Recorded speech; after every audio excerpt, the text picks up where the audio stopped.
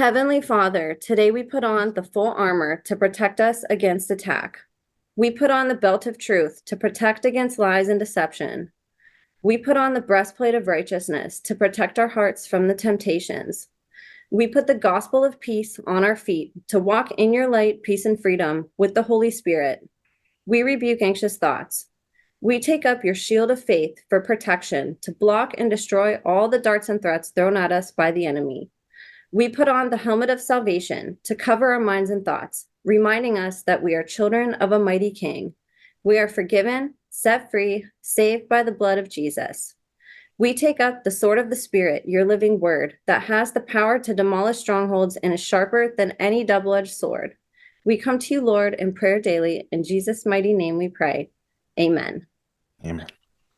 What's up, you guys? Welcome to The Imagination. I'm your host, Emma, and today I'm honored to introduce you all to MK Ultra, non-human intelligence and secret space program survivor and whistleblower, decorated combat veteran, investigative researcher and reporter, writer and blogger, remote viewer, clairvoyant, astral explorer, lucid dreamer, thought-projecting meditator, former gate kid, and psionics explorer, Shane Frakes. I met and have been following Shane on X, formerly known as Twitter, and have been blown away by his body of work. He updates his status regularly, gracing the X algorithms with incredible articles doing deep dives into the world of MK Ultra, UAPs, NHI, psionics, AI, and so much more. Between his lived experiences and extensive research, I knew his testimony would be a validation, educational tool, and inspiration for survivors, researchers, and advocates alike. A little bit about Shane if you guys aren't on Twitter and haven't been following him. Shane was likely born into a multi-generational lineage of family who were associated with and possibly used in government programs. He is a descendant of a lineage that carries the rare and peculiar Rh negative blood type, a trait that has long been associated with a unique connection to consciousness and possibly even alien origins. His great-grandfathers, one of whom worked with Paperclip Nazis, were involved in classified government projects, including the Manhattan Project, UFOs, and even the development of the atomic bomb. From as far back as Shane can remember, he was thrust into a world that most children could never imagine, a world where the government targeted him from a very young age for his psionic abilities. His childhood was far from ordinary, shaped by clandestine programs now infamously known as MK Ultra or possibly even the secret space program. Shane's abilities were not considered gifts, but rather a resource to be exploited, molded, and harnessed for purposes far beyond his comprehension at the time. As a decorated combat veteran with 3 tours in Operation Iraqi Freedom and Operation Enduring Freedom, he has faced many challenges, but none as profound as those he encountered during his early years in these government programs. His experiences left him with fragmented memories, a legacy of trauma, and a deep understanding of the unforeseen forces at work in our world. Now, as an adult, Shane has reclaimed his abilities and dedicated his life to exploring the psionic realm. He is an investigative reporter, clairvoyant, and remote viewer, actively working with civilian organizations to push the boundaries of what is known about psionics, genetics, and the biology behind psychic abilities. His journey has led him to reestablish the connection he had with non-human intelligence as a child, becoming an NHI communicator who regularly enters hypnagogic states to communicate with entities and gather information. Through extensive research and exploration, he has come to believe that the government discovered a correlation between the biological makeup of NHI and individuals with Rh negative blood, leading to the initiation of programs like MK Ultra.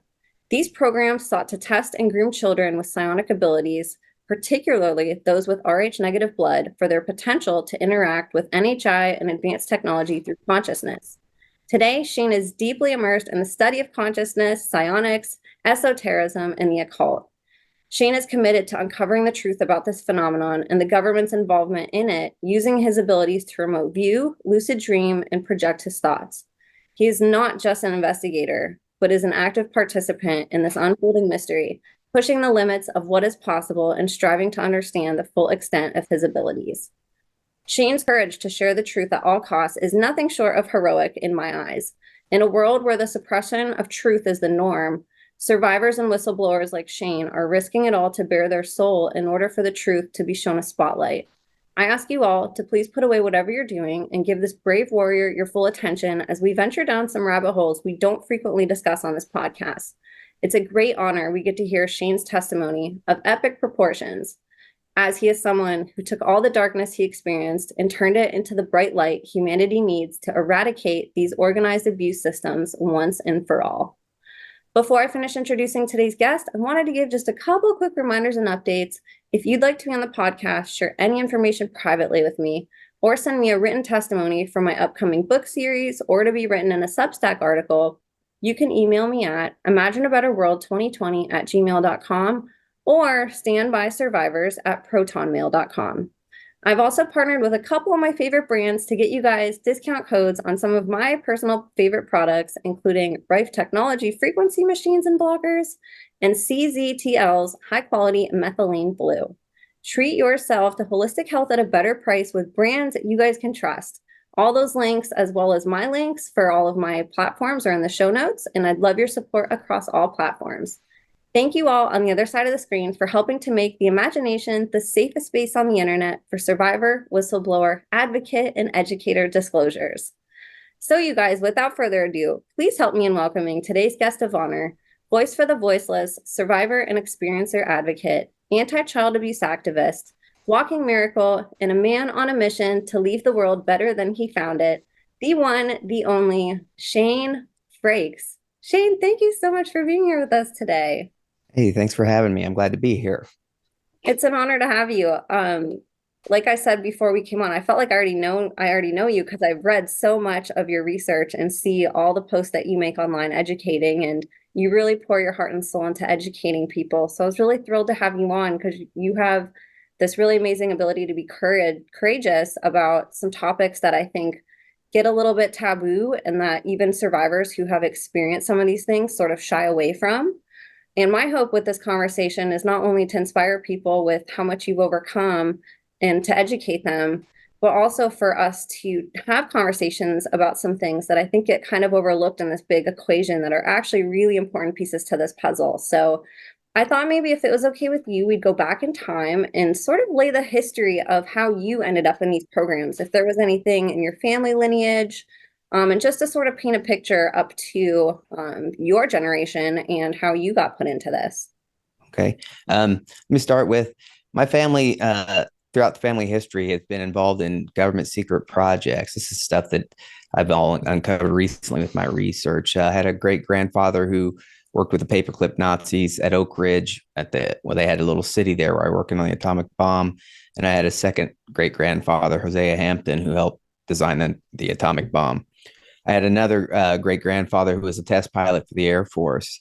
He had multiple encounters with UFOs, prior to this. I also had a grandfather who worked with the Nazis. Well, he didn't work with them. He was at Nuremberg providing security. So my family lineage keeps intersecting with these different programs and things along those lines. And I mean, through my research, you had mentioned, I firmly believe it has something to do with Rh negative. The caudate putamen is what's super important about all of this, right? I think that we talk about a lot of different things, such as targeted individuals, star seeds, all these names apply for that Rh negative bloodline and those caudate putamens. They're being targeted for those, I do believe. So that being my prehistory, at some point when I was at, I do believe it was in Albuquerque, where I tested initially with some variation of gate or gate. And from that testing, my father was in the Air Force, so I was moving around a lot with him. We ended up at Scott Air Force Base. And while I was there, the gate testing graduated to, they were pulling us out of school, certain time frames. So they would pull me out of school and I would go to this other facility. And at this facility, some of the things that I would do are basically press the boundaries of psionics, the very same things that I'm currently doing. Just lots of things disguised as games, but being someone who does this pretty much professionally now, I understand what they were, right? They were basically tests for psychics, things along those lines. And they had us doing some pretty intense and pretty wild stuff. What city were you born in? before you started traveling a lot? I was born in Terre Haute, Indiana.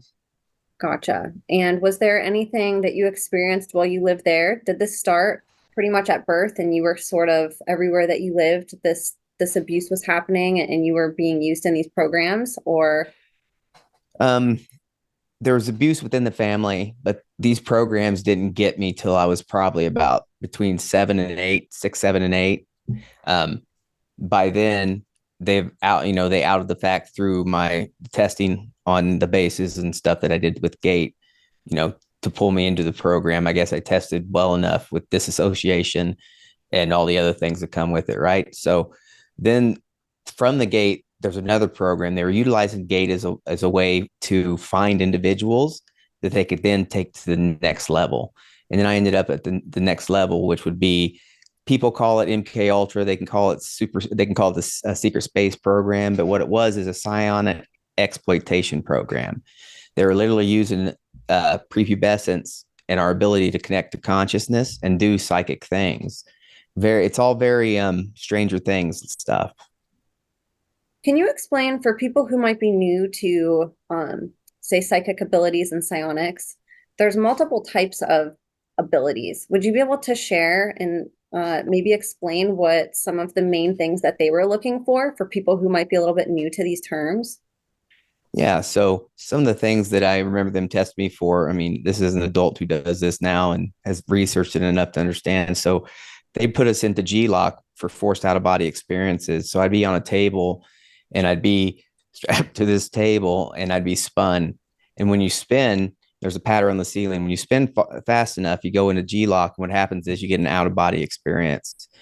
And these are things that I do now, like on purpose, but that's how they achieved it with some of us kids, right? You go fast enough, you end up coming out of your body. And they've learned this stuff through just the Air Force and when they test them for G-lock, right?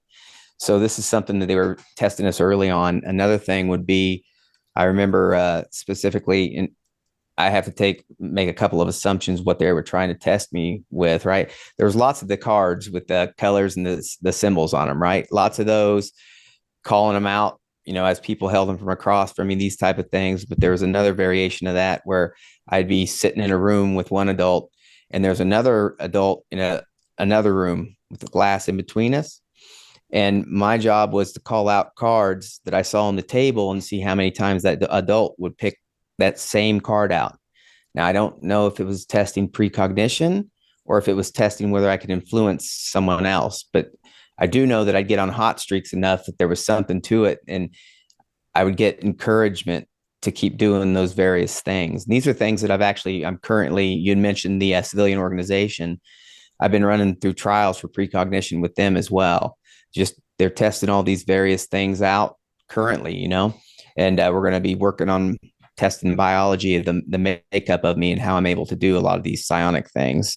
So those are two of the things that they did to us in the program. They also, one of the things that I know we used to do, and I currently do now on a different method, but so I'd be put into a hypnagogic state, and I don't know if it was with drugs or not. I do remember getting those little white, they look like cups, right? That you typically see medicine and stuff like that in.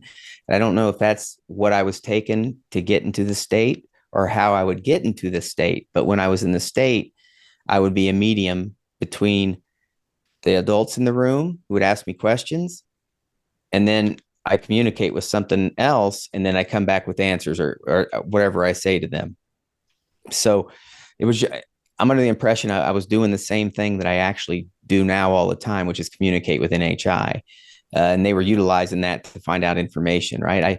I go into these states and I have these experiences, fully awake or in lucid dreams where I communicate with these individuals. And I believe they have me doing the same thing. And there's lots of us out there that do this, but I think the purpose was to kind of get a middleman between these two areas. Dan Sherman, in his book, Above Black, Project Preserve Destiny, that's essentially what he is, an intuitive NHI communicator. And I think they were utilizing us kids and our connections to communicate with entities. Oh my goodness. So at what age do you remember being aware of this? Was this something that you can look back and say, gosh, I've really been like this? I remember at 3 years old, I was doing this stuff. Has that always been in your life, or do you think that was developed through these programs? Well, what's wild is I know now that as a child, my diagnosis for night terrors wasn't night terrors. I had this really easy ability to go into that hypnagogic state. So night terrors for me and for quite a few people, I think they're going to find out, it's kind of a psionic thing, right? It's a lucid dream followed by, or lucid to vivid dream followed by thought projections, which are images projected in the back of your eyelids. So I'd have to keep my eyes open in order to avoid these images. So your dreams can basically spill over into the real world in the back of your eyelids. And so I would spend my time seeing these same things over and over, entities or whatever you want to call them. But while I was in the program, that was exploited, right? I wasn't necessarily seeing and talking to the same ones, but they were using me like a telephone for something. They utilized us in multiple methods, for example, NHI communication. But I also know that one of the things I was supposed to do was get into that state and connect with something that wasn't in the room. And whenever I connected with this, it'd be elevated in the skies, would always look like, and it'd be first person perspective. What I think I was doing was, now I think that they hijack our consciousness. And, a lot of the people who have dreams about piloting UFOs and things along those lines, I think they honestly are psionically. And that's what I was doing. I was piloting what you would call an orb. And they had us doing these things because as they talk about UFOs and crash retrievals, one of the things that's common practice they talk about is the fact that these craft are driven by consciousness. And knowing that a little small percent, or a percentage of our population has this ability to do that, they started pulling us in to exploit that for communication and those purposes as well. Wow. Oh my goodness. Okay. This is great to hear all of this because it's new. I haven't had anybody really quite articulate this in the same way. Now, when you talk about hypnagogic states, for people who are sort of new to that aspect of it, different trance states and brainwave states, can you explain what type of state that is for you, sort of on that spectrum? Was it sort of a full hypnosis? Was it more of a light trance? I'm sure each one of our methods probably differed, right? Because for people who use psionics, a lot of times the gifts manifest in different ways or something along those lines. And I'm just fortunate enough. I'm Obviously the government thought I was made for this because they pulled me into the program. I feel like this is exactly what I'm supposed to be doing, just like any adult would say, I'm a scientist or an actor. This is the stuff that I'm really good at. And it's because of just the simple thing, the simple line of genetics that I came from, no fault of my own. And because of this, when they pull us into these programs, I believe that one of the things they're trying to do is not just NHI communicate, not just exploit, psionics. I think they're literally trying to figure out how to pilot these craft and get information from all these individuals. And as far as the hypnagogic state, I've always easily got into it, right? But now I've spent the last year really kind of working on it, going deep on this stuff. I'm lots of meditation and research and things along those lines to try to eke out as much of this as possible. I utilize, just like a lot of other individuals, lucid dreaming, thought projections, which I kind of talked about. I also utilize something I call kinetic intuition, which is just I've worked on this enough and I'm hypersensitive that I get sensations on parts of my body. So when I'm thinking and doing things, I essentially can get a yes or a no, like, yes, that's it, and follow that intuition, or no, that's not. So I think that hypnagogic state that we all can get into, and that's important as well. Like, this is stuff that people can learn and practice. I just happen to, the government knew that I was good at it. They would have us as children get in those states. And I think that unfiltered access to NHI. And here's the other key to this. It wasn't just about communication with NHI. It was like they were trading something. They were getting information for technology. So they were using us to do things along those lines. They get information for technology and all kinds of different things. What types of NHI did you encounter? Was it more demonic, alien, both?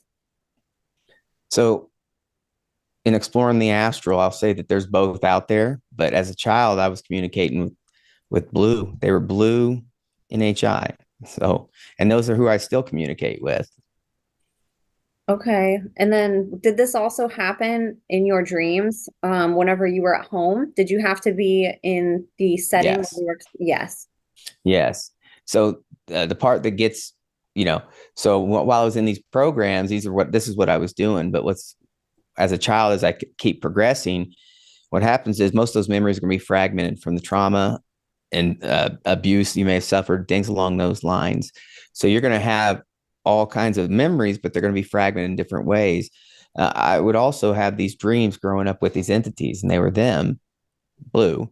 But with someone who has no context to the events that he was in, because you understand I was still a child up until recently, and how would anyone know what you were experiencing without researching these programs?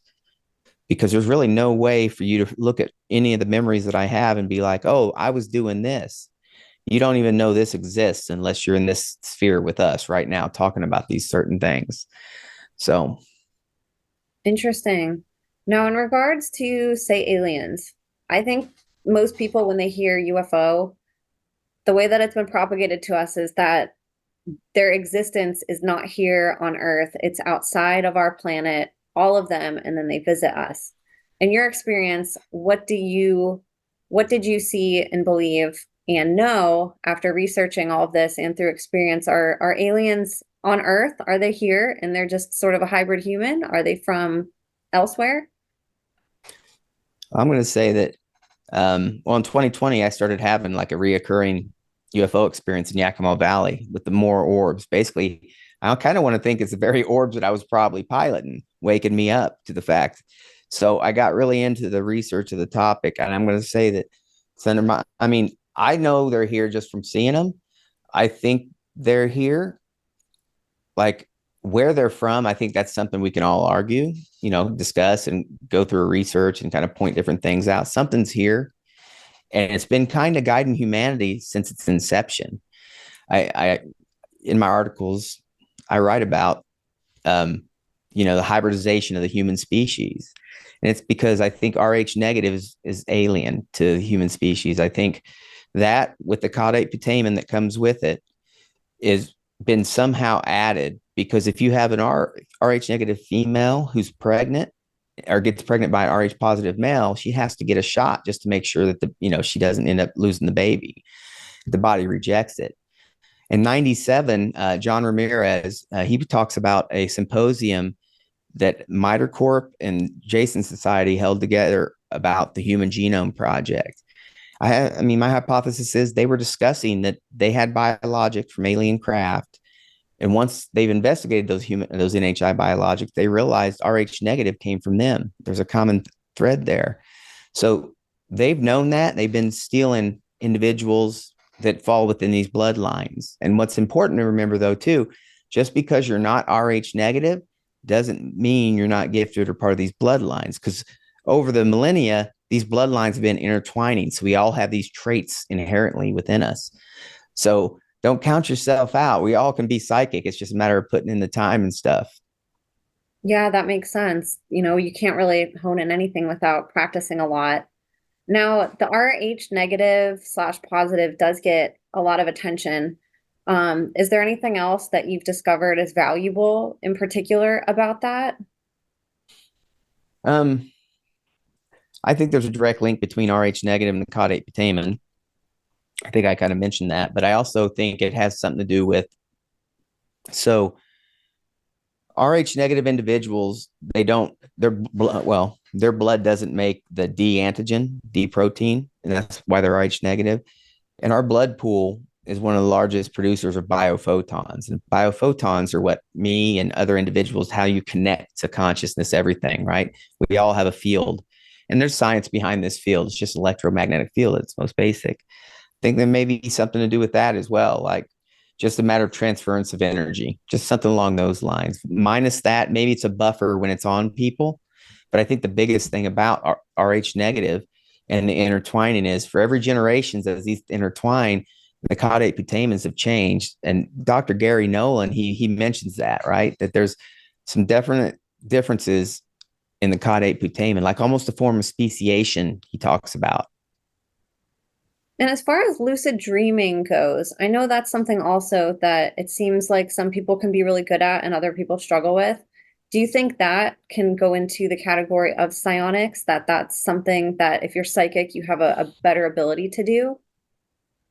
Look, I think that just so if you happen to be psychic and have a better ability to do it, that just means you got a leg up to start with. But I think that everyone can do some of the various things that I've been working on this past year and start mastering these. Lucid dreaming is one of them. So anyone that's having lucid dreams or has this ability to have dreams has this ability to take it up a notch and interact in the dreams, ask questions, get answers. I get a lot of my research from my articles from the astral. I go in, set intention, and I have conversations with NHI or whoever. They give me information. I bring that information out, and then I follow my intuition to the other pieces for that research to kind of get a lot of this stuff. So yeah, most of my stuff comes from those intuitive downloads, those moments within lucid dreams and things. And like I said, the beauty of it is everyone can do it, especially once people start waking up and realizing we're looking at dreams and consciousness in the completely wrong way. It can be a tool set where we get pretty much anything we want answered. Incredible. Now, what about as far as NHI goes? Is there good NHI also that are very helpful in that realm, or are most of the experiences these negative NHI? And that's a I guess tough question, just because for me, good and bad is a matter of perception. And I'll say I have the choice every time something happens to perceive, how I want to take it in, right? Is it teaching me a lesson? Am I learning from it? Am I going to grow from it? But I do believe there are good and bad NHI. I think there's both. And a matter of fact, I think I talk about this sometimes. So when my experience started in 2020, it was orbs, right? I pretty much, they saved my life. I started experiencing them, woke up, became a researcher, right? I was not sure what I was going to do with my life, but I became a researcher on the subject. And that's when I discovered, holy crap, those memories I have are MK Ultra. So if it wasn't for them waking me up, and I mean that literally, because I had some multiple close encounter experiences, and one of them on a very specific date, December 16th of a year, I felt my head pop. And that's when this intuition and stuff started coming in, like flooding in.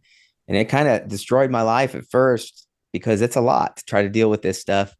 But after that experience, I've just been working on this intuition stuff this entire time, psionics, and trying to do good things like you are, put this information out there, not because I need people to believe me, because there might be individuals who also experience similar, and maybe they will be like, wait, that's what I was experiencing. Because again, this is a subject, unless you get into it, you do not know it exists. You have no clue what any of this means.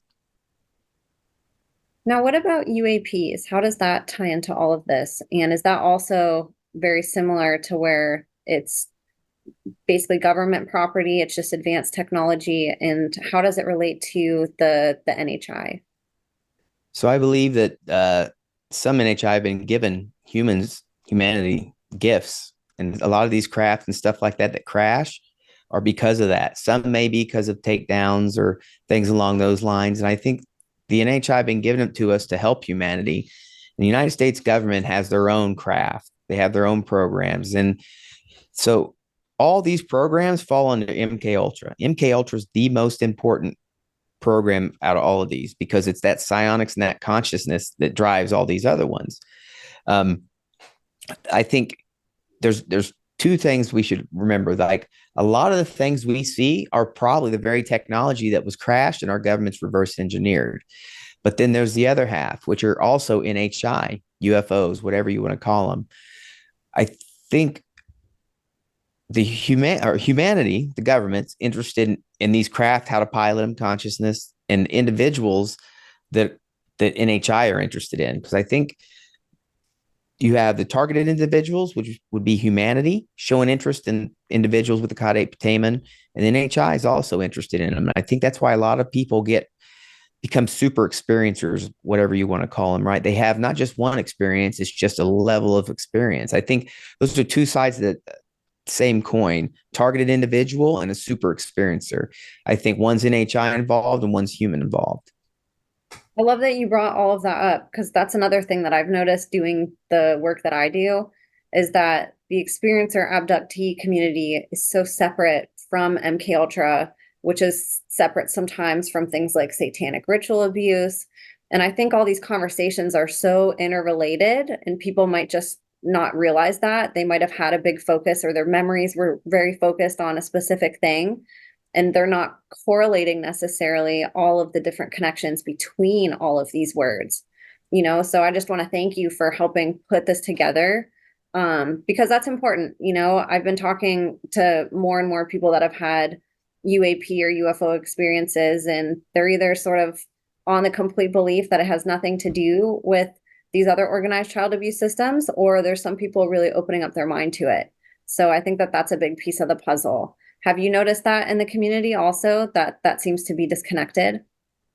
Yeah, I mean, it that's the thing. We get into our we all do that. I do it as well. We get into our little areas, our little boxes. We don't venture out of these boxes.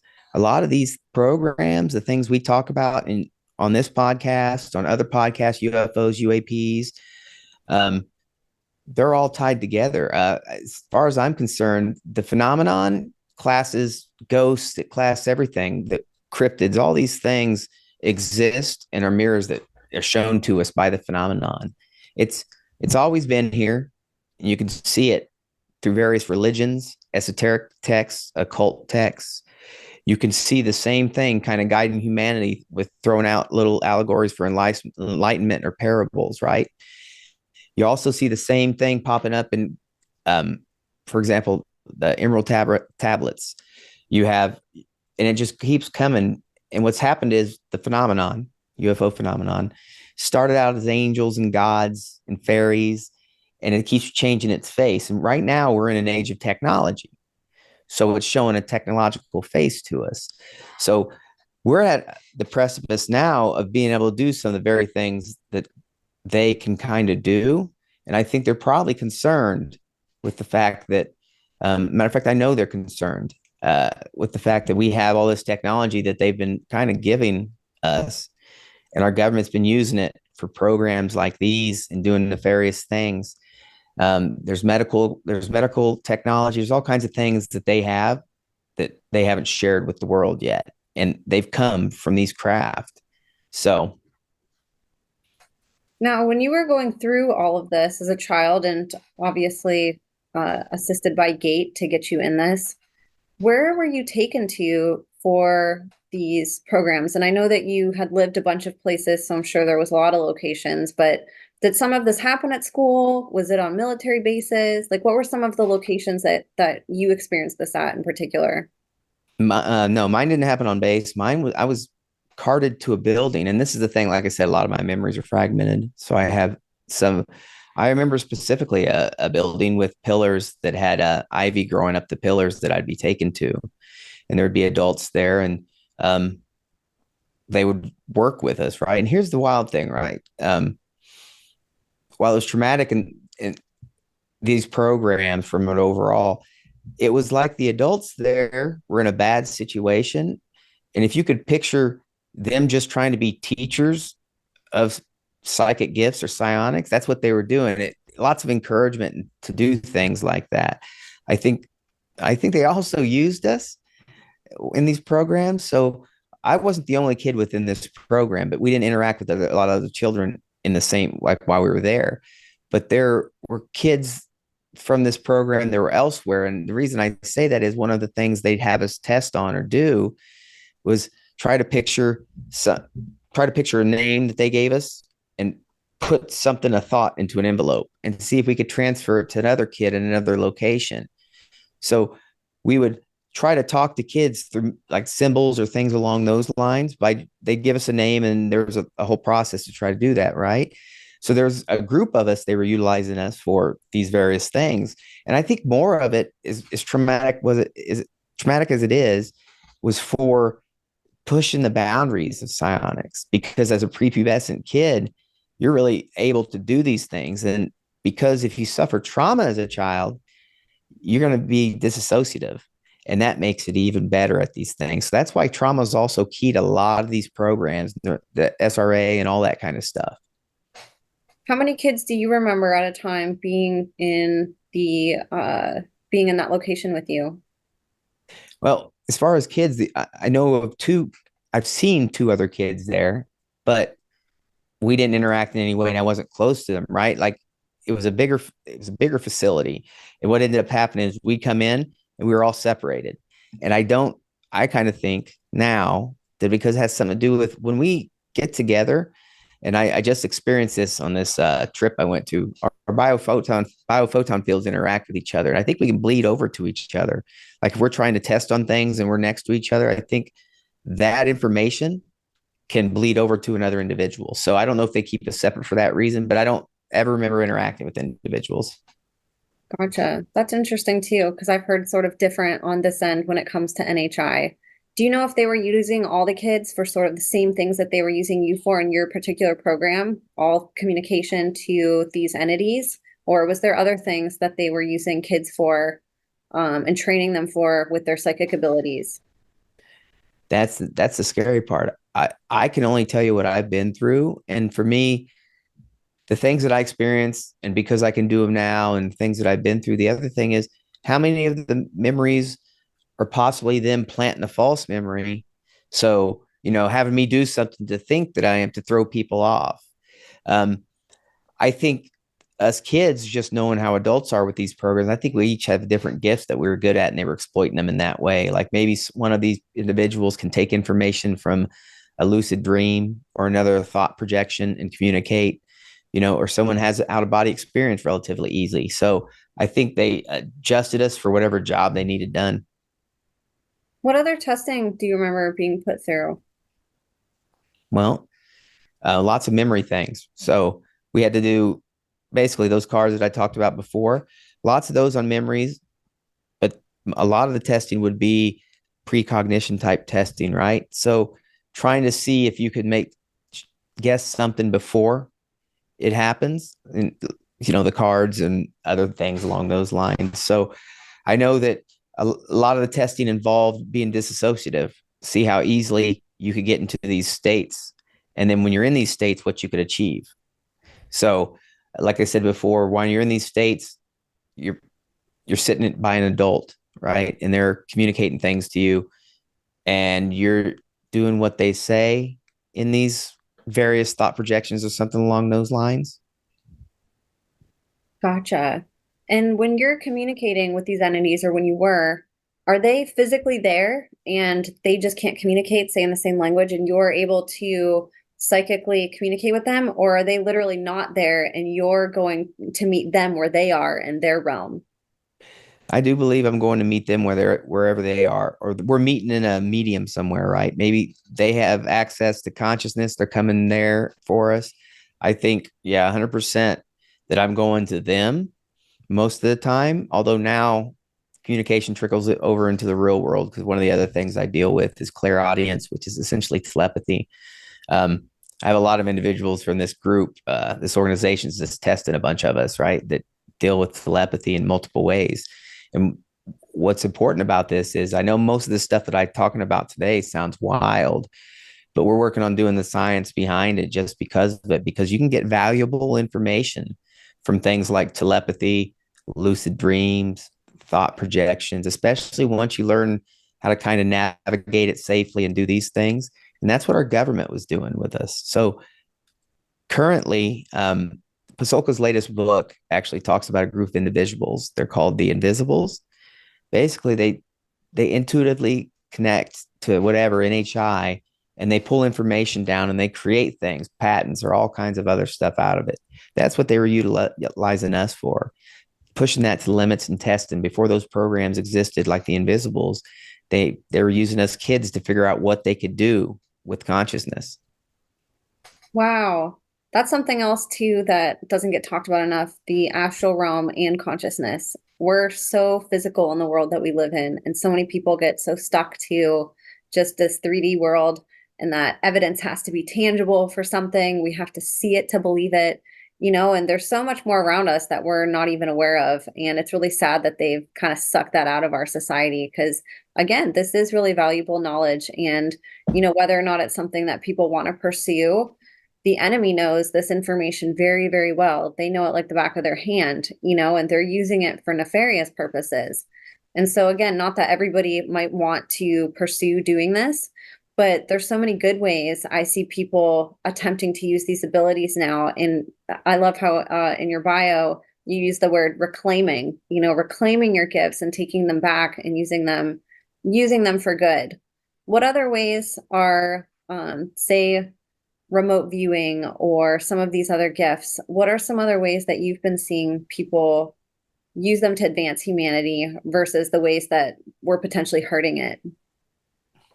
Actually, that's a good question. So currently, like I said, the government should be taking this stuff a little more seriously. They got the programs kept in secret, but currently there's some civilian organizations that are stepping up and they're exploring the science behind all these things that I talk about. I'm fortunate enough to know multiple program kids that also do some of the things that I did, and other individuals that are what you would class as clairvoyants, psychics.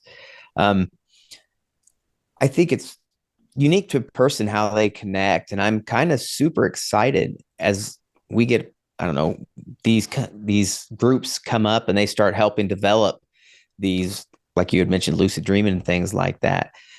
Super excited to kind of see how people develop their language, because mine is it's how I went about doing it was I learned I can do these things. Let me push it and see what else I can get out of it. And I think we're going to be seeing here, it's going to be wild shortly.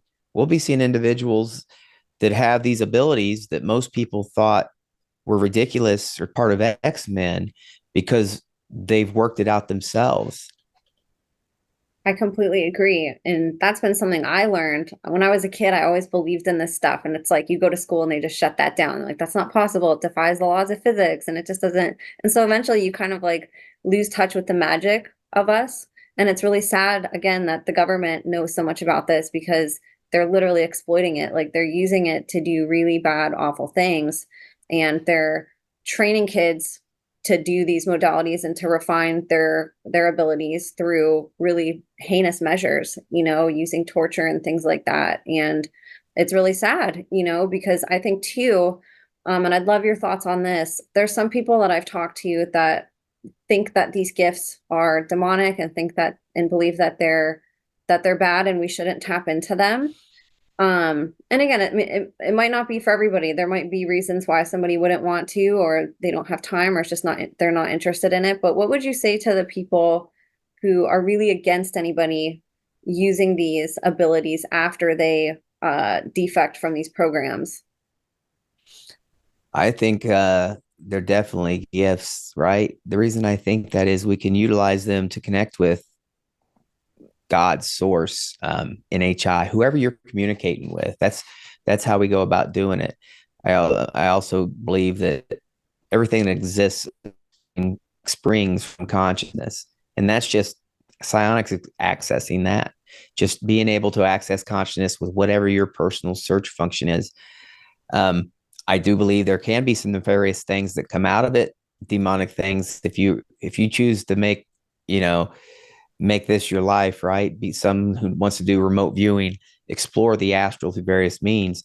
There are good and bad in there. I will point that out. But I think the ability to do so is actually to be closer to your higher self. I mean, if you can imagine, we all dream. Most of us don't remember it and we don't interact in ways, right? I think there's not only answers to dreams, there's healing in dreams. Like a lot of times traumatic dreams are to help heal us, to work through some issues. Imagine being able to remember these and then, start working on the process of working it out in your dreams. So that traumatic event you suffered X amount of years ago, you replay it in your dream in a different way, and you're actively taking measures and being involved to fix the way you're feeling about yourself within that. And there's lots of help you can do for yourself. And that's one of the things that I've been doing, right? A lot of it's shadow work. You will get stuff like that. It's not all NHI, this good stuff, love and light. There's a lot of bad things that go on when you in the astral realm. People have had nightmares, they kind of get, understand it. And I think most of that stuff is trying to teach us a lesson about ourselves. What are some other benefits of lucid dreaming? Um, well, mainly, I think it's trauma work. It's important, but I think we're not using them the way they should be used. I know there's a university that just recently were able to have lucid dreamers basically be avatars for vehicles that were driving, right? So they could pilot them with their thoughts, which is exactly what our government used me for. So you're able to do that right now. And I think the key is that our government, one of the secrets to these programs and the secrets to technology is if you get access to the astral and you start doing what I'm doing, right? You start working with it. There's no secrets. The information you can take from the astral through remote viewing in these other places allows you to get a hold of things that people don't want you to get a hold of. Our government knows this, so that's why they don't talk about, remote viewing, and they kind of keep it on the down low, because just imagine a population, let's say of this country, right, all of a sudden take an interest in the subject, and the vast majority of the population will have these gifts and they don't even know it yet. So imagine all these individuals that are capable of seeing things from a distance in their head and then reproducing results showing it's accurate. It's accurate. No secrets then, none whatsoever. Yeah, and kids like you learned that really early on in life, even if you didn't have the context or the words for it. Now, going back to you being a kid, how long were you in Gate for? And was there anything else significant that would be important to your story, such as field trips? Or I know Gate is like a big topic. Was there anything else that you remember standing out about Gate? I wasn't in Gate too long, and I'm not sure why that is. I'd have to only speculate because they grabbed me and I was put into the program right, pretty early on. Um, so I can't say how long I was there, but I will say that, like, as far as the program, I want to say it was 1 or 2 years of MK Ultra when I say the program. And so it wasn't field trips per se. What they would do is they would drive us somewhere, and these are things that I'm still trying to figure out.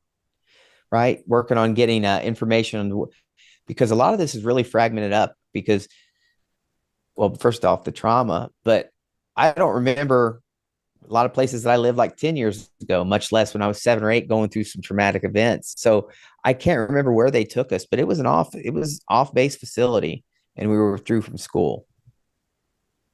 And that's really common too, which I think is bizarre about the MK Ultra kids. A lot of them, if not all of them, that seems to be a really common thing is that whether it was just 1 year or throughout their entire school career, essentially, they were in these gifted programs and were very guided without them consciously knowing that, and like you said, the people around them were very encouraging and helpful and, helping them develop these gifts where at the time they just thought that they were just, going to school and, learning just like every other kid. And it's really bizarre now looking back and being like, why would they do that to these kids at school? Giving them paper cups with liquid.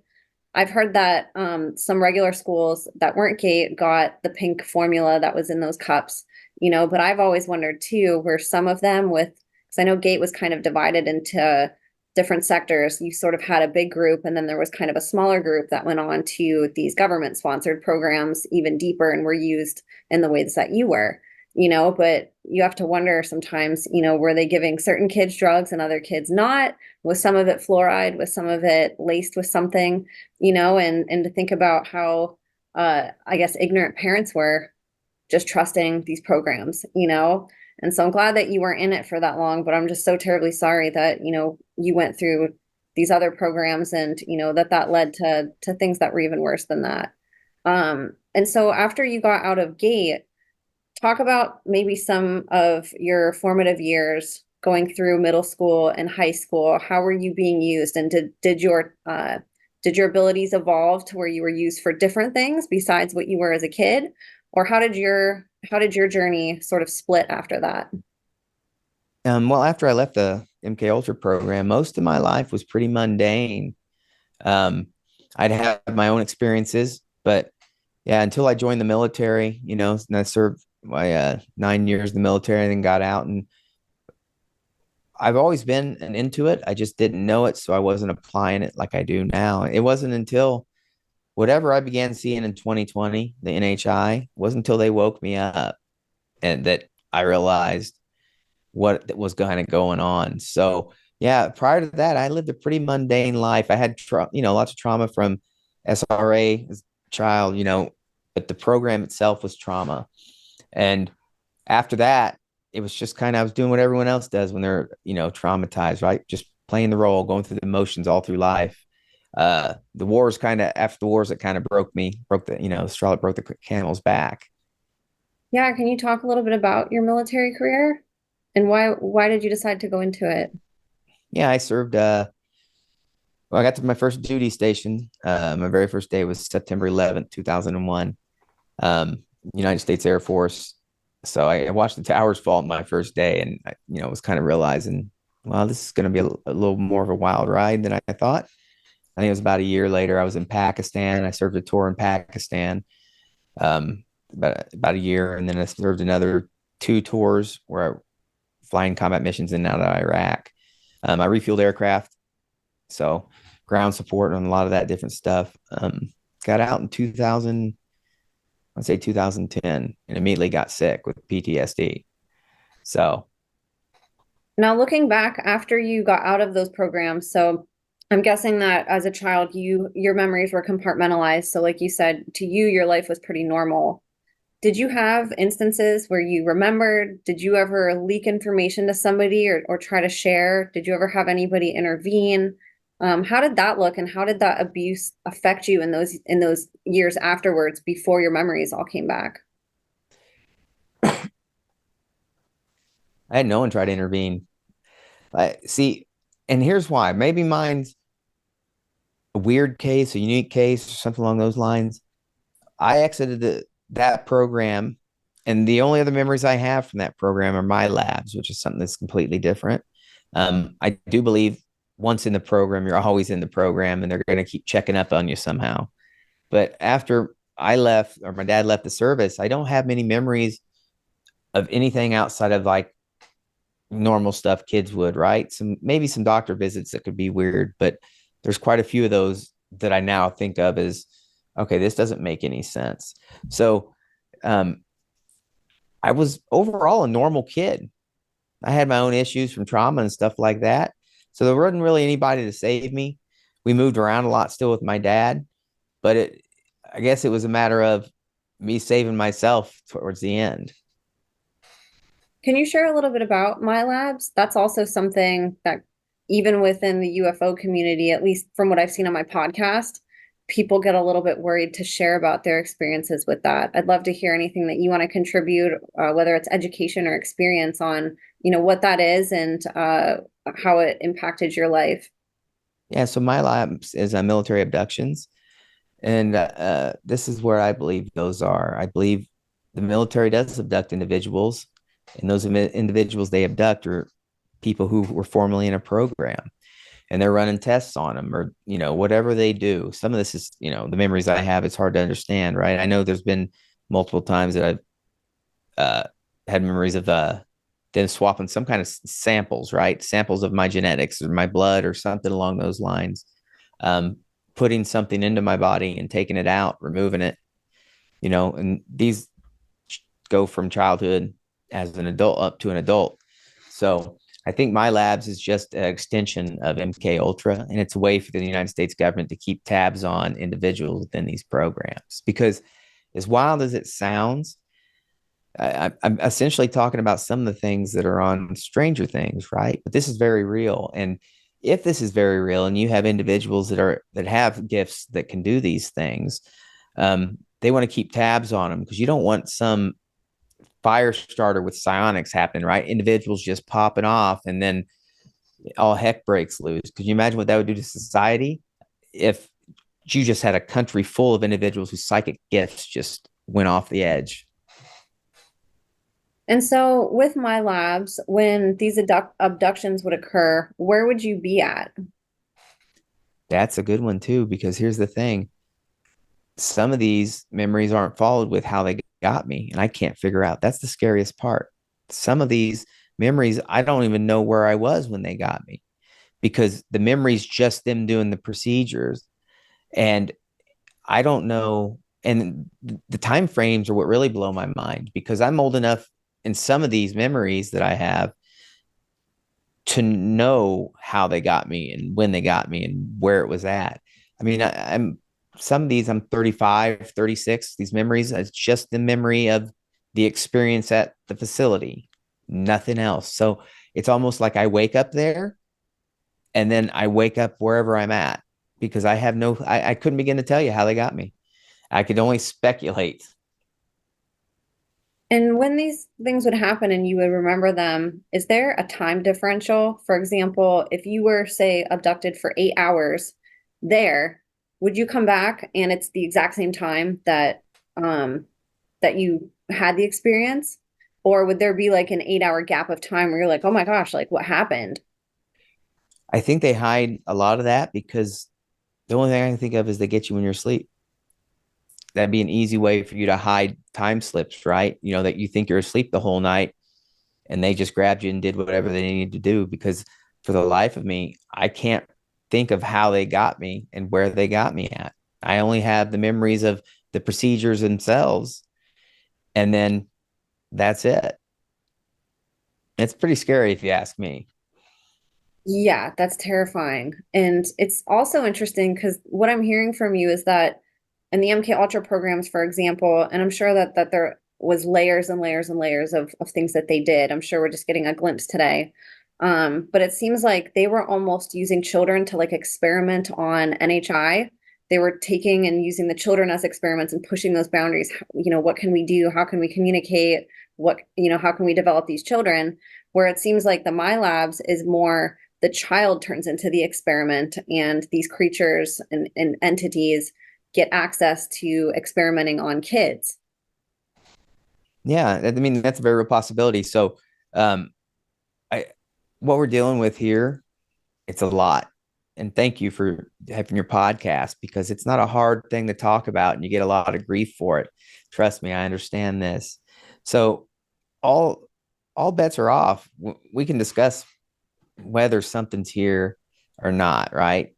But the point is children are being used, harmed, whatever you want to call it, in order to exploit these programs or exploit their ability to talk to NHI or do these various things. And so, yeah, I appreciate your podcast and you keep doing this.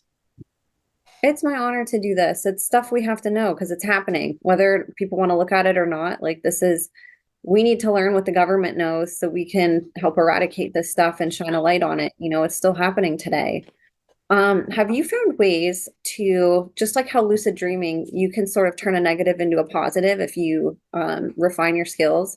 Have you found ways to negate these negative NHI or abduction experiences? Is there a way, if something happens or sleep paralysis that is negative for somebody to experience, that there's a way out of it if they start to feel it come on? Um, you can always protect yourself. There's multiple ways. One of the ways I learned to protect myself, well, St. Michael's prayer is a good one to start, right? Or any prayer. It doesn't matter what religion you're in. Any prayer should work. But the other thing you can do is like if you're a someone who uses the Monroe Institute's gateway tapes, which I highly recommend to any individual who wants to, I guess, practice these abilities, right? See if you can do them. Monroe's gateway tapes are excellent. It talks in there about building a little bubble around yourself, a protection bubble. You can draw yourself a biophoton field to protect yourself, which is something that I do in mine because it is important. You can bring stuff back that you weren't planning on having, right? Because I think again, whatever's here, we've been calling them angels and demons for a reason. There's two sides to the coin. Have you found in your experience that negative entities can be coercive and manipulative like humans can, to where they'll come in and pretend to be positive? And so it's very easy to sort of accidentally get interlaced with something evil and believe that it's good. Yes, I think I see a lot of people who go through kind of the psychic awakening, the kind of things that I went through after my UFO experience kind of started up and I was kicked into high gear. Um, Discernment is very important, right? You'll start learning you want to learn to read symbols and meaning behind different things, but discernment's super important because yes, the whatever we perceive as good and bad, there's a trickster element. You know, it'll give you a lot of good information, but it will for sure give you bad information as well. It's relying on you to use your intuition and your discernment to kind of pull it out there. So yeah, they'll play on the bad will play as the good just for that, right? And you'll find yourself in a whole lot of garbage just from falling, spending X amount of time digging on something that was never even real to begin with. So that's something you should be aware of. Good advice. And so going back to, we just talked about the military, and you exited the military and had PTSD that you were dealing with. Can you talk about that period of your life? Yeah, absolutely. So wasn't my favorite time in my life, that's for sure. I ended up being diagnosed with CPTSD, but by I got out in 2010, and by 2014, I was a homeless veteran. I was super sick. I ended up living on the streets. I was a addict, full on addict, right? Fentanyl, things along those lines. Wounded Warrior kind of stepped in. Ended up getting sent to a couple places for PTSD and the addiction, right, with Wounded Warrior. And so I've been fixing my life since 2017. And I fell hard. So one of the things I'm a proponent of is mental health. I'm a huge advocate. I'm getting ready to go back to with Wounded Warrior again in about a week, which I'm pretty excited about. Hang out with a bunch of veterans that are be some cool times. That's so wonderful. I love hearing stories of that. I think somebody could easily meet you today and be like, gosh, this guy, his energy is really high. He's super positive. He's educational. He must have had a perfect life, and I think it's really inspirational for people to see like what's on the other side of this. If you keep going and you don't ever give up on yourself, that you can have a life that can be peaceful at times or more than sometimes, and you can have some semblance of normalcy or love or companionship or success doing something that you love, and I think it's really amazing that you conquered all of that because that's, like I said, I could meet you today and never think that. And it's really common in the survivor whistleblower community, people who have gone through these really hard things. Society sort of looks down on homeless people. And if somebody is struggling, what advice would you have for people who are going through that? What were some things that really helped you get through that period and help you not give up? Well, first, always stick it out, right? Always, the only way out is through. And I mean that not to sound callous, but I mean never give up enough, right? To do harm to yourself. Because in the end, we're all springing from consciousness, God, whatever. So we're capable of multiple things, but ask for help. That's the most important thing. If you're struggling, find someone else that's kind of been through it and ask for help. Maybe they could point you in the right direction. That's super important. I think that the sole reason that humans exist is to do great things. We all have hiccups, and just don't give up. That's the most important thing because that's our nature, right? We want to keep moving forward, but we get those dark days. It's like, why? Why do I want to keep doing this? Absolutely. And like I said, you're a walking testament to not giving up. And I think that's amazing. And so, how did you end up getting out of that situation of being homeless? And how did the trauma from childhood, do you think that there was any crossover that you weren't aware of at that time that was starting to leak through when you experienced that extreme PTSD from the military? Yeah, 100%. I think that childhood trauma, and then once I was in the military, then the war tapped into that childhood trauma and gave me complex PTSD, and that's when I ended up breaking down afterwards, right? Just because I had both of those. So I do believe it trickled into it, and I ended up, grace of God and hard work and Wounded Warriors, how I made it out of being homeless, right? I had a family that didn't give up on me. I'm fortunate for that. Um, so at the time, I while I was homeless and stuff like that, I still had a family at the time that didn't give up on me, made sure that hey, you need to get yourself checked out, these type of things. So having that kind of things, support is super important. But I'm thankful to Wounded Warriors. So if anybody's listening, you can always donate to Wounded Warrior. They're a fantastic charity. Thank you for plugging that. People always ask, like, what's a good organization to support? Are there any? And I'm like, you have to ask my guests. So I always try to bring that up. I'm happy that you did because it's good to know sort of who we can advocate for and who's sketchy. So I'm glad that to hear of a success story with an organization like that that does actually contribute to the betterment of humanity versus maybe just pocketing all the money and doing really sketchy things behind the scenes. And so for you, when did your memories start to come forth? When did you start to recall what you went through as a child?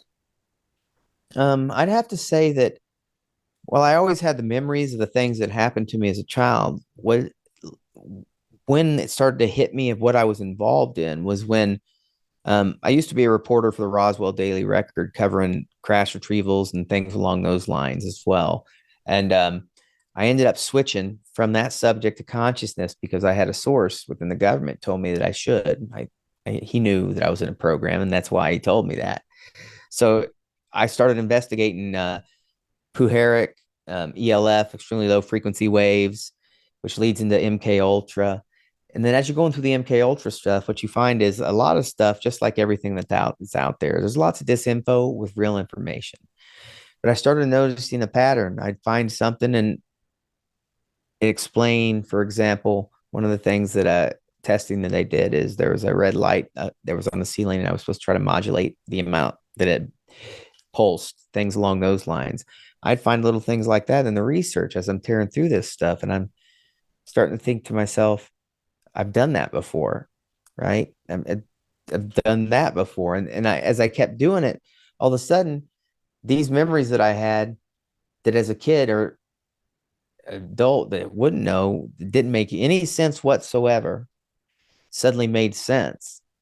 So that's when I started remembering that's what this is. The more I learned about these programs, that's how I ended up remembering what I was doing as a kid. Because those memories have always been there. I just had no clue what they were.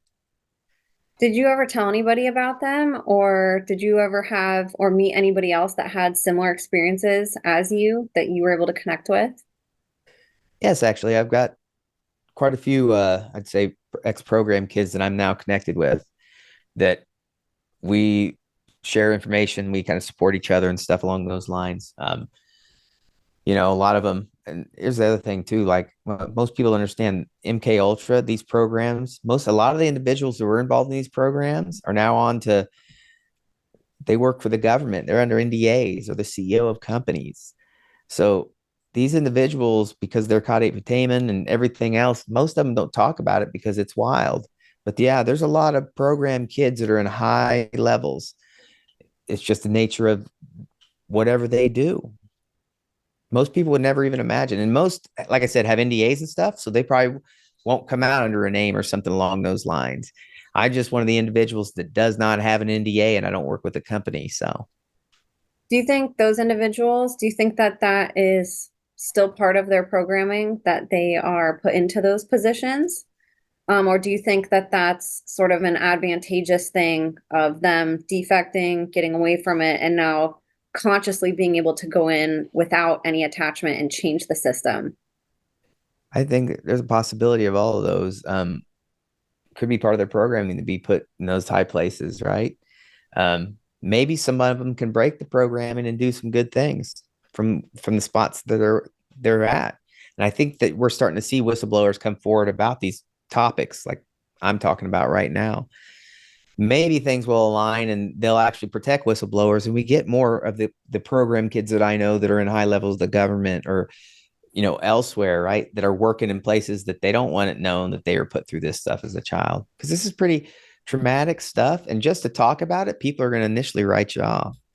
But I'm telling you now, the world's mind would be collectively blown if they knew the individuals that were in programs as children that are in the public sphere and high levels within the government and civilian sector. People can't accept that. That's something I've noticed. People want to admit that the government is bad, but it's not that person, it's not that person, it's not that person. Hollywood's bad, but it can't be this person because they're my favorite. It's not that person because they're my favorite. And it's like, Yep. man, they've got us wrapped around their finger. We have the Stockholm syndrome. We're in an abusive relationship with all these people, and we're it's really nailed into our head that these are respectable people because they're in these positions, that we should admire them, that we should fan over them, that we should be starstruck and bend over backwards for them if, we were ever to see them in public. And, it's really wild how inverted that world has been. And I completely agree with you.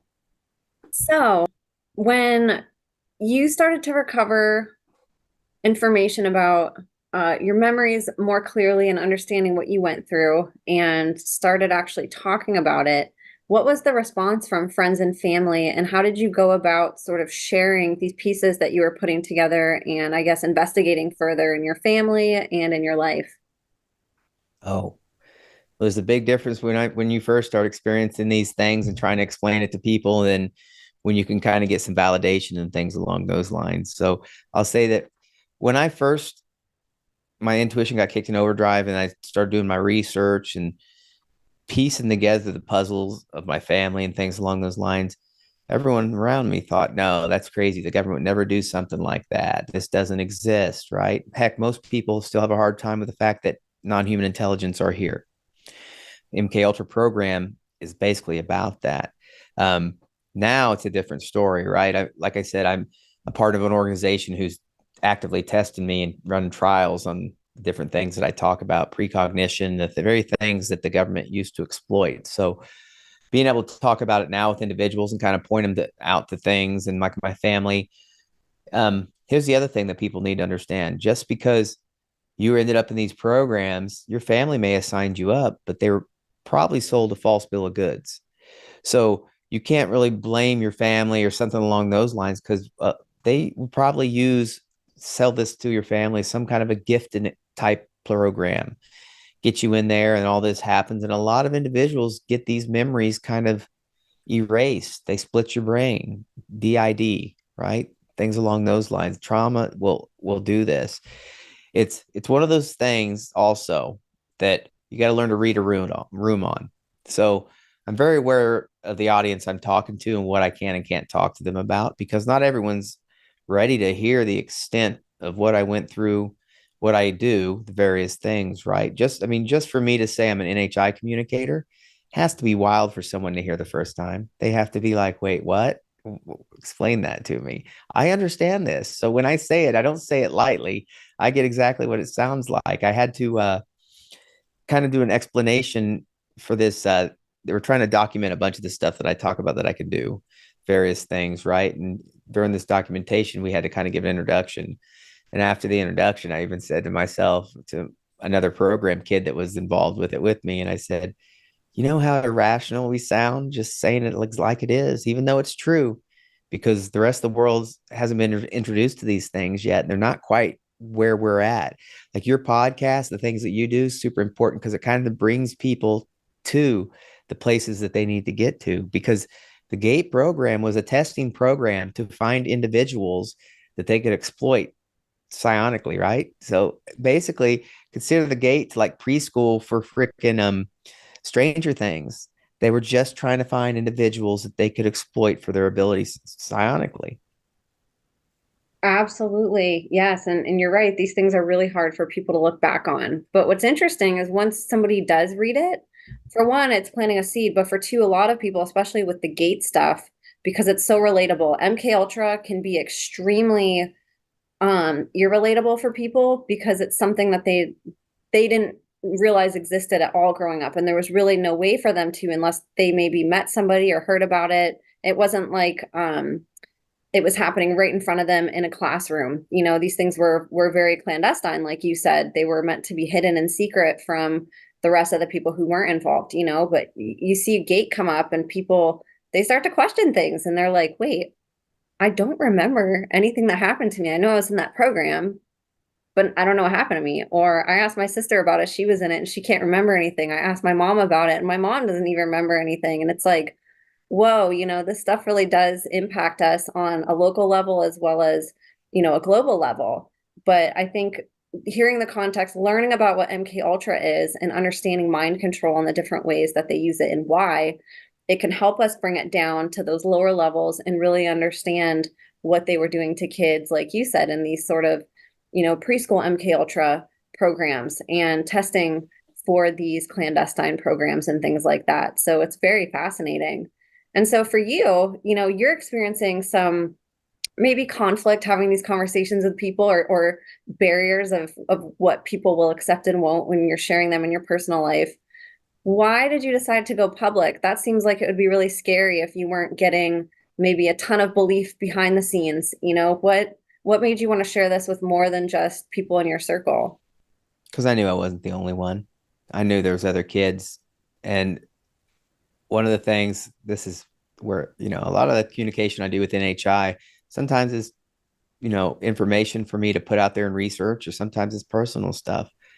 And my job is essentially, just from communicating with them, is to take the information that I get from them and put it out there for others to build upon and to look at, right? To be a face so that other individuals that literally went through the same things that I did can suddenly be like, wait, I remember that. I used to do that, right? So people are aware, for example, like if you believe you're involved with a gate program, there's a reason you were. You are psionically gifted, and the government has known that for a minute. And there's ways that you can enhance those abilities.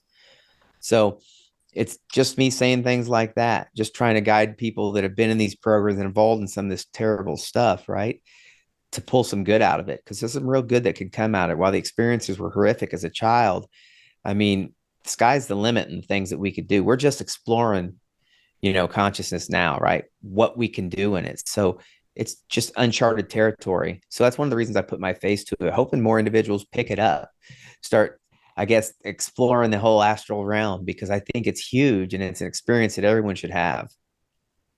Where did you start with your research? Did you have one particular topic in the beginning that you were really excited about and then it just opened up a floodgate, or were you generally interested in all of it from the beginning? My start would have been extremely low frequency waves, ELF technology, and Puharic, right? MK Ultra programs. But the search led me to actually esoterics. I recommend people start looking at esoteric and occult literature, because they've basically, what was going on there is a form of initiation, right? Self-initiation that they took, and they figured out how to do it, and they figured out how to bring people to enlightenment. I think MK Ultra was some form of forced self-initiation, trying to get individuals to hit that enlightenment. And what that enlightenment is, that's ability to connect psionically, like they can, right? Like we I did with NHI, that I currently do with NHI. But that's there for everyone to find. And but that's the biggest thing, is like, as you're going through this stuff, and if you want to do some of the things that I do along with some of the other individuals that I work with, it's just a matter of getting involved and doing the research for it, right? Because the journey is pretty personal, just like how these abilities kind of develop are pretty personal as well. Yeah, absolutely. And did you experience any retaliation, censorship, any scares, have you had any repercussions for speaking out about this publicly? Actually, it's funny you should ask that now. So, not, I'm pretty bad about, being one of those individuals like, YOLO with all this information and stuff that I do. I don't think it through all the time. I just kind of got a reminder, actually. So after this podcast, I'm going to be quiet a little bit about the subject, right? There's a very real danger to me for talking about this. I'm, like I said, I'm not the only individual. There's going to be more information coming out soon. So, um, anybody that's watching or listening, I highly recommend you can kind of Google it. Scott Andrews, United States Air Force. There's a book announcement that you'll find, and it talks about the various things that I was discussing here today, and up to and including like neuro weapons, remote neuromonitoring, things along those lines. I think it's going to open the world's eyes to the fact that this has been going on for a long time, these programs. So I think it's really important that I put my face and kind of name out there so others can kind of see it beforehand and be like, all right, wait, this happened to me as well. 100%. Yes. When one person steps up, it gives other people the courage to, or it can help jog their memory. And then they're like, oh, wait, I didn't realize that I went through this, like what you said. Now, one thing I wanted to ask you about, there seems to me to be some type of relationship between, say, targeted individuals and my labs. And there's sort of two different labels. And I know the experiences can be very different, but regardless, it seems like this sort of remote targeting that can happen to somebody outside of, say, a lab or a facility. It's something that's being done in people's homes, in their dreams, while they're going to work. Have you found any relationship between that? And have you dealt with frequencies yourself and different electronic warfare? Yes, actually. So targeted individuals in my labs are both probably targeting the same thing, right? Individuals with that Rh negative, but specifically caudate putamen. So the part of the brain that allows us to do this connecting and things along those lines. As far as being a targeted individual, yeah, there's a reason a lot of my articles discuss things like neural weapons, remote neural monitoring, brain computer interfaces, artificial intelligence, things along those lines. Because yes, I'm also a targeted individual, so I kind of write about those things quite a bit heavily because of that. And if you go and look at that book I told you about, you'll see that he himself was as well. And I think again, all of this goes down to the caudate putamen. Interesting. And that's a part of the brain you said. Is there a specific, can it be like a different size, or how can they sort of gauge that? This is where it's wild. You'd think there'd be some science and studies behind this, but there isn't. There's some scientists trying to push this, right? Dr. Gary Nolan's one of them. Um, but I think it's that important that once they realize that, individuals end up with white matter in their brain on that part of the brain, what they find then is this: sometimes individuals that are super experiencers or part of these programs, that part of the brain is different for some reason, the way it works and how it works, but we're not doing the actual science behind it. That's the reason I write about it all the time, is because people should be looking at this thing and why it's different in this part of the population as opposed to the rest, and why it's unique with individuals that have a caudate putamen that is different like that. They have this ability to do the things that I can do. Fascinating. That's, again, that hasn't been talked about on my podcast. So I hope there's some researchers on the other side of the screen that go write that down and go look it up, and maybe see if you can find anything on it. Or if you do know anything about it, we'll share in a little bit where you guys can find Shane, and you guys can message him yourself, or you can always leave a comment under the episode too if you guys have come across any research with that. And I wanted to ask, in regards to frequencies, what has worked for you to deflect those negative frequencies? Have you found relief from that when it's happening? Because I know a lot of people do experience that, and they seem very hopeless on finding ways to mitigate the attacks. Here's something I would point out. Now, first, let me say that everyone should always do their own research and consult your doctor. But if you're a targeted individual, or you're someone who's part of my labs or was part of one of these programs as a child, even GATE, you're psionically gifted. And I highly recommend looking into the NAC protocol. The reason I say that is what it does is it targets these fungal infections. These fungal infections are whenever we're being targeted, what cause most of the problems, the headaches and things along those lines. And if you want to help bring yourself a little closer to, feeling better, being able to take direct action because you're not feeling it all the time, I look into the NAC protocol. It'll benefit you in a way that you probably can't imagine. But again, do your own research on this stuff, right? And make sure you consult your doctor. I think it's super important because what we're experiencing is we're being targeted because of our psionic capabilities. We're probably having our psionic capabilities hijacked when we're in lucid dreams or dream states and things along those lines. NAC protocol, by ridding your body of these fungal infections, will give you more control over these things, right? How you're interacting, how you're dealing with it, the various things that happen. One of the things I found through my research as well is I think there's a high degree of likelihood that what people think Havana syndrome isn't exactly that. I think Havana syndrome is basically an accidental side effect from people being targeted with remote neuromonitoring, right? And having these fungal infections. So what happens is when you have these fungal infections and you apply radiation to an individual that has these fungal infections, it mimics Havana. So what you're getting is, I think individuals are being targeted for something else, not necessarily nefarious purposes. And then because they have these fungal infections that we all have, because it comes in yeast and things along those lines, you're getting the brain melt and the other things happening to your brain. The various things that I'm talking about now have been around for so long. There's a Moscow incident that happened in the 50s through 70s, and people were being targeted with microwave radiation.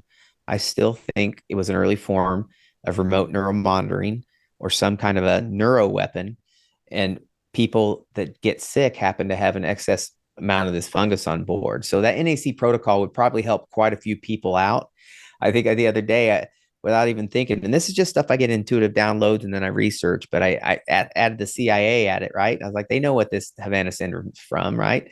Not without thinking what I was doing. It's only after I say stuff. This is what I try to tell you. I YOLO too much sometimes. Afterwards, like, man, it's probably not a good idea. I shouldn't talk about some of this stuff as loud as I do. That's hilarious. It's hard not to though, whenever you come across something good, and I appreciate you sharing. I get asked that a lot from people in the comments, if targeted individuals or frequencies are mentioned, people just want relief if they're being remotely attacked and abused that way. And it's terrifying that that can just happen to people, and that you don't have to have gone through these programs to be targeted. They can literally pick and select anybody and target you for no random reason at all or for a reason, but that's the scary thing is like none of us are exempt from this abuse, and I really appreciate you sharing a couple things that have worked for you about that. And so what else has worked for you in your healing? Because I know contending with this type of trauma and actually like diving into it can get really dark. Have you had certain things that worked for you personally and or things that didn't along your healing journey? I'd say for me, I go internal a lot. I've taken this pretty seriously, almost like a job, right? So I've spent about 3 hours a day in deep meditation where I'm exploring these different things. I found that the more I've dealt with traumas head on and went at them, like not trying to avoid them, actively going into my meditations with lucid dreams and trying to interact at that moment in time or these other things and face some of these demons, I found that I've really realized that I've been holding myself back a lot of times. So I think that between Wounded Warrior, doing the normal mental health stuff that most people should do, and then actively seeking to address the issues that I know that I have, and even trying to find issues that I may not know that I have, which is really good about that's what the astral is kind of really good about, showing you reflections of yourself without you ever knowing you're seeing a reflection of yourself.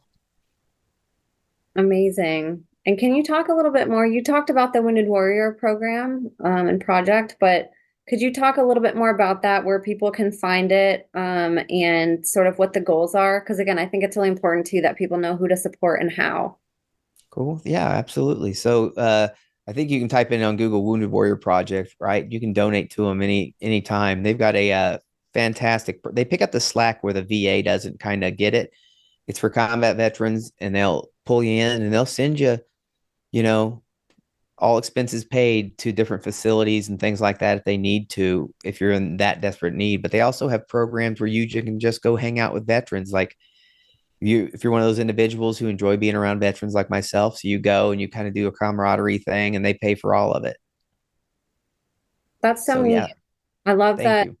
I love too that they're, helping survivors. I know that I feel like everybody that's in the military in a lot of ways is also a survivor. Like I can't even imagine how traumatic it is to do that. But, a lot of these kids that went through these military clandestine programs as kids, they end up in the military as adults too. And then it's really sad how we just discard them.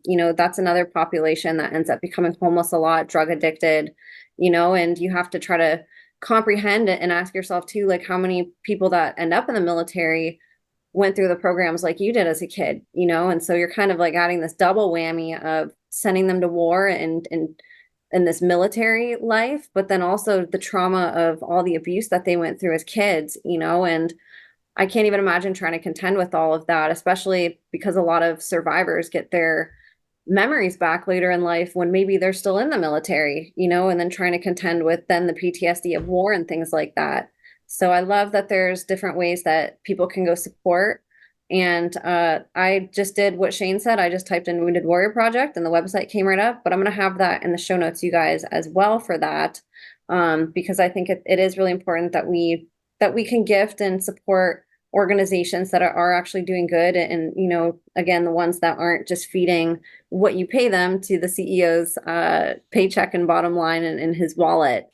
And Shane, you're on Twitter and you're pretty active on here, which is awesome. And you post a lot of your articles. Can you talk about Twitter, why you chose Twitter to platform yourself and to share, and sort of what you're going for on Twitter as far as the the presence that you want to have.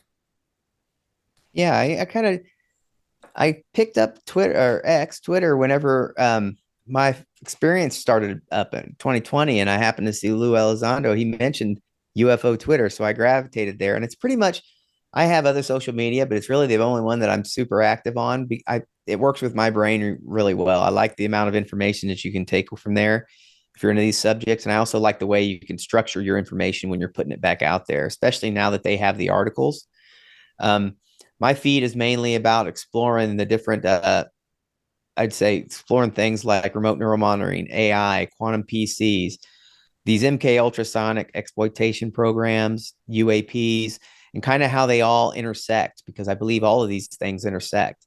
So I try to stick with the things that I think are important and explore the technologies that I think our government has, because what's super important that most people don't realize, if there are crash retrievals, which there are, they didn't just get craft to reverse engineer. They got everything that's on board. And if this is NHI is as far as advanced as we think it is, they had quantum PCs on board. They had artificial super intelligence on board.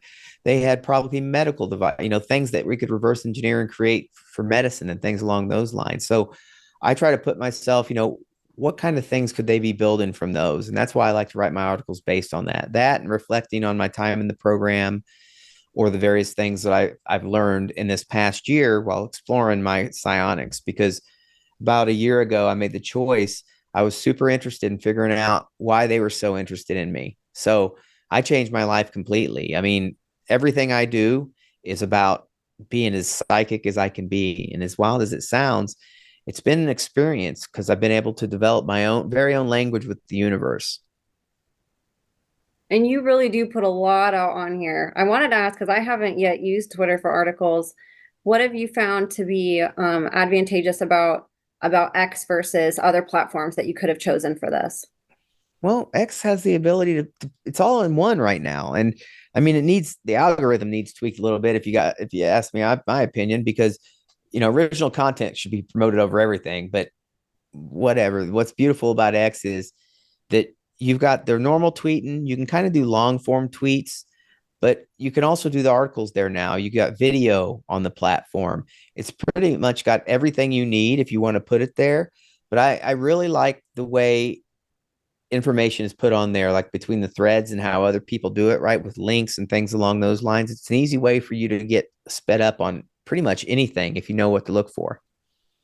And your handle on here is, for people listening, if you might not be watching, it's Old Vet Symposium. And I'm going to link this also in the show notes so you guys can just go click and find his platform. And you have a YouTube channel too, don't you? Yeah, I have a YouTube channel. It's been a minute since I've posted. So what you'll see if you go to my YouTube channel is you're going to see me back in the days of nuts and bolts when I was all crash retrievals and when I was a reporter for the Roswell Daily Record still. And Wow. I hadn't started exploring consciousness yet. I actually should probably get back to YouTube channel and try to start putting some videos on there talking about the things that I'm into now. I think it's neat that you did that. People will sort of be able to see your journey. And I'm sure that that was very revolutionary for you to go back and see kind of where you started and where you were versus where you're at now, and to sort of follow that, because I'm sure it all builds on each other. Yeah, actually, and it's funny you say that, because between my YouTube channel and Twitter, what you get is a timestamped live tweet of me going through the experiences I was going through, psychic awakening, all the different things I've done within the subject. I mean, it's literally like it's my entire life stories up on there. So yeah, you could kind of see how I progressed and how things went down. And I can tell you that once I took this seriously and started hitting the astral head on, it can get a little wild. You can probably be able to tell that from my Twitter feed, but I leave it all up anyway, right? I don't delete my stuff because I want people to see the experience for how it happened. Absolutely. And that's kind of the whole point of being an investigative reporter, researcher, is knowing that you're treading territory that the mainstream won't. And it's going to be harder to find information. It's going to be something that we build on. We don't have all the answers right now, anyways, so it's good to put out what we do find, even if maybe it's not 100% correct. The news is like basically 0% correct. So if we can put out, 90% 95% things that we know are true. And there's a couple things maybe that people can maybe contribute on, or stuff that we're not quite sure of, but we want to share. I think that's really what an investigative reporter does. That's what true journalism is putting to the best of our ability of what we do know out there, and then having the courage and humbleness to be able to evolve with information as we find out more.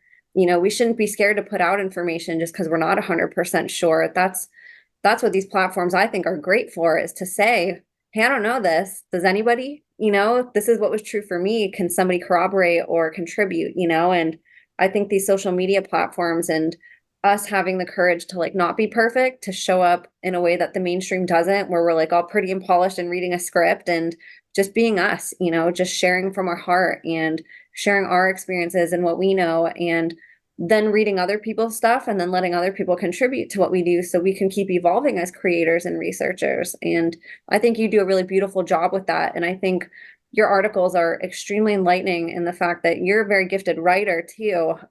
I think I'm really happy that you're writing and doing podcasts. Your writing is just, it's very, very articulated, and it's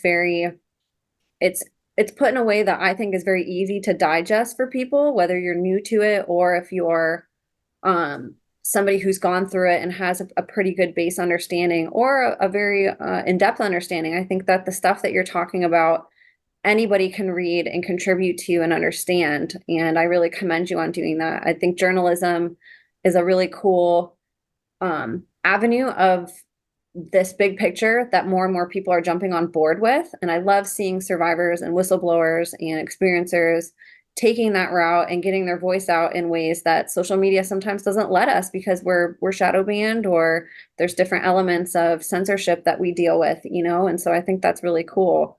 And so is there anything that you're working on now, Shane, that you want to share with people, that maybe a direction that you're going, or things that people can look forward to seeing you contribute?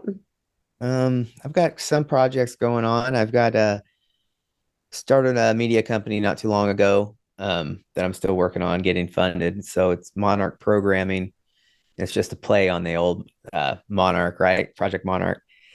Started that up. I've got more writing. I'm always sitting on like probably 15 different stories. It's a matter of research and deciding what I want to put out.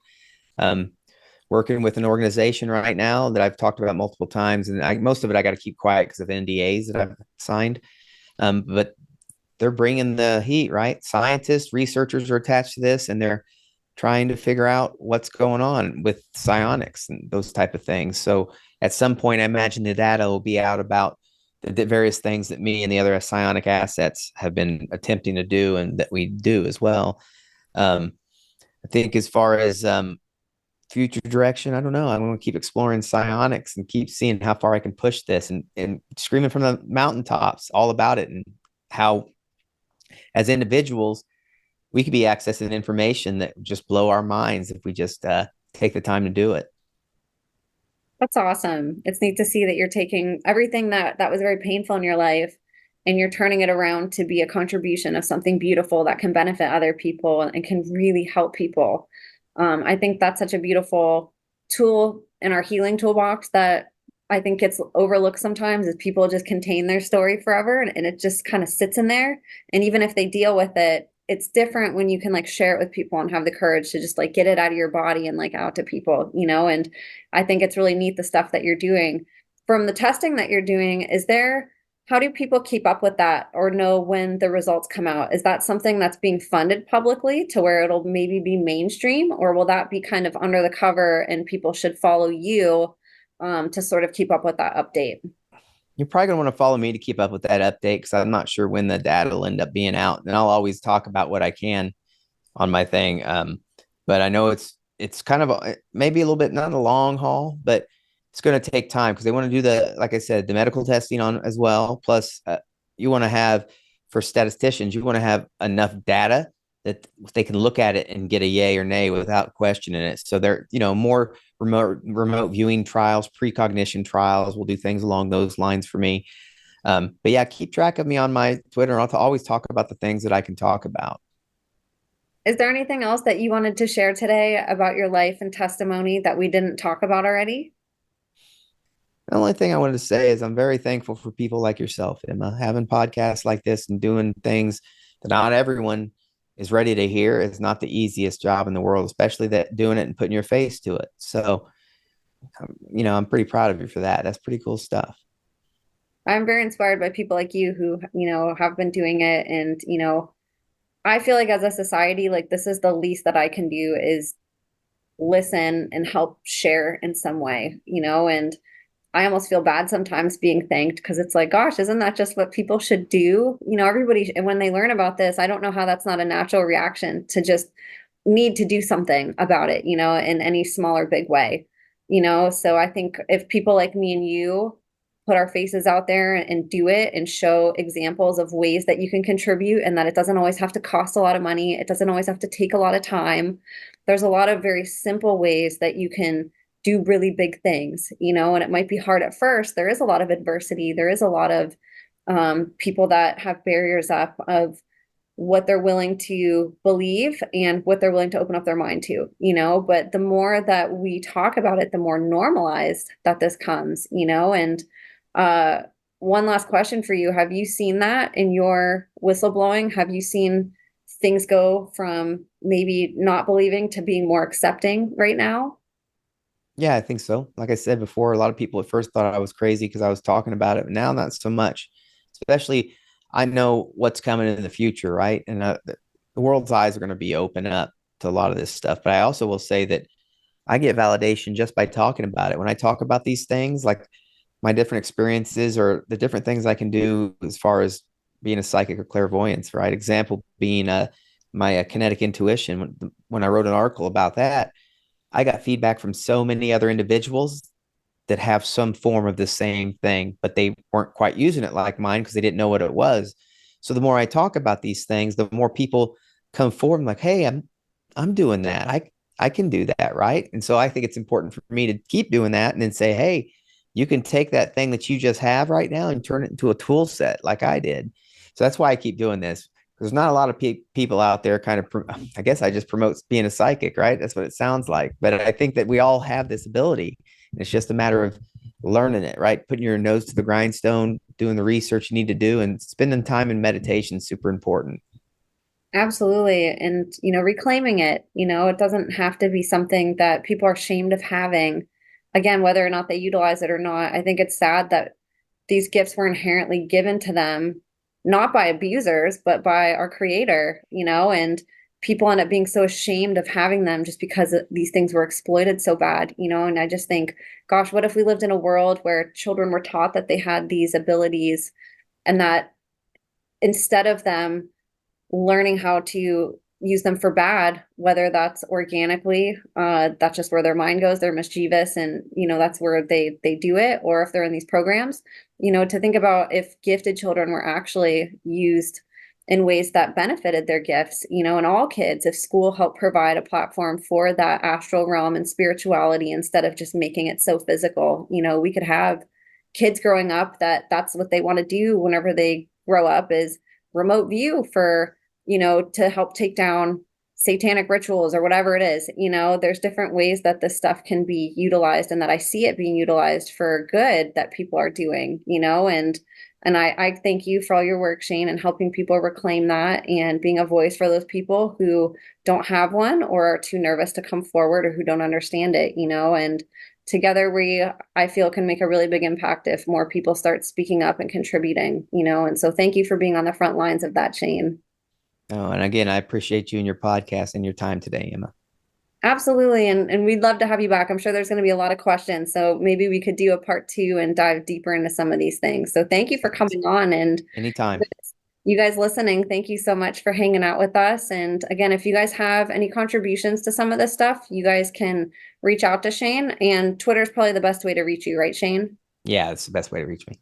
Okay, so you guys can go follow Shane on Twitter. Again, I'll have that linked below. All of his links and any links that he sends me, I'll have linked right in the show notes. You guys can just go down there, click. It'll take you right to the website or his social media. And you guys can go support and reach out to him. And I encourage you guys to. If you're not on Twitter, go ahead and leave comments in the comment section under this video. And Shane and I will sift through those also and either answer you there, or we'll take those questions and we can do a Q&A with you guys, which would be really fun. So thank you guys so much for listening. We can't do this without you. God bless you, and we will see you next time.